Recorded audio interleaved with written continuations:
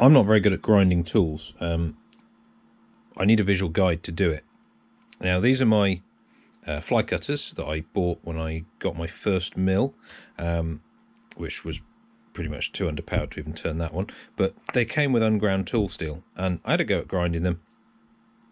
Did not have success. I couldn't wrap my head around the geometry I needed, but I've got this recently, pre-ground fly cutter bit from Arc Eurotrade, which goes in the large one there, and to grind the two smaller ones, I've made myself a little cheat sheet with the angles on, so I can either grind it by hand and offer it up like that, just so I can see what I'm doing. An idea I had was to make sort of a 3D printed guide that it would sit in, and you could run it up and down the grinding wheel, get the correct angles. If anyone's interested in that, let me know and I'll do it. Otherwise, thanks for watching.